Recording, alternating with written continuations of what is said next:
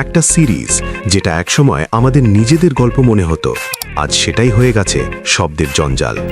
৬৪টা পর্ব দেখে যদি মনে হয় সময় নষ্ট করছেন, তাহলে সমস্যা আপনার না, সমস্যা সিরিজটার। কেন জনপ্রিয়তা নষ্ট হলো? কেন গল্পে শক্ত প্লট নেই?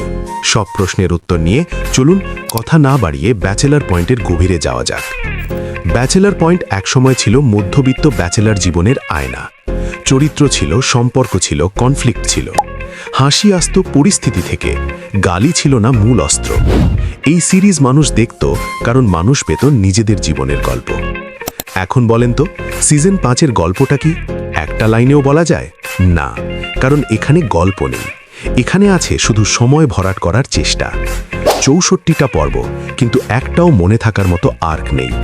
পুরনো চরিত্রের বিদায়, একটার পর একটা নতুন চরিত্র আসছে, কিন্তু প্রশ্ন হচ্ছে কেন?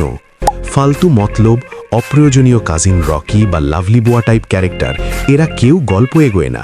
এরা আসে, চিৎকার করে, গালি দেয়, তারপর হারিয়ে যায়। চরিত্র বাড়ালেই সিরিজ বড় হয় না, গল্প না থাকলে চরিত্র কেবল শব্দ। আগে ব্যাচেলার পয়েন্ট স্মার্ট ছিল, এখন অলস।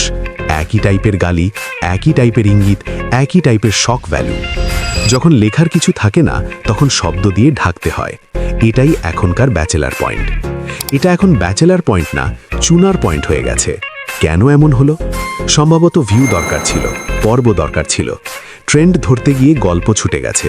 কিন্তু একটা সত্য আছে, ভিউ দিয়ে সিরিজ বাঁচে না, সিরিজ বাঁচে গল্পে। দর্শক এখন কি ভাবছে? আজ দর্শক বলে, দেখি ঠিকই, কিন্তু আর আগের মতো লাগে না। এই লাইনটাই সবচেয়ে ভয়ঙ্কর, কারণ এখানে ঘৃণা নেই, এখানে আছে হতাশা। প্রশ্ন সিরিজকে না, প্রশ্ন নির্মাতাকে। আপনি কি আবার গল্পে ফিরবেন, নাকি নামটাই চালিয়ে যাবেন? কারণ ব্যাচেলার পয়েন্ট আর গালির পয়েন্ট এক জিনিস না। ব্যাচেলার পয়েন্ট একসময় আমাদের ছিল, এখন সেটা কেবল চলছে। আর চলা আর বেঁচে থাকা এক জিনিস না। আপনার কাছে সিজন 5 কেমন লাগে কমেন্টে জানিয়ে দিন। আজ আর নয়, দেখা হবে পরবর্তী কোনো ভিডিওতে। ততক্ষণে সবাই ভালো থাকুন, সুস্থ থাকুন। আল্লাহ হাফেজ।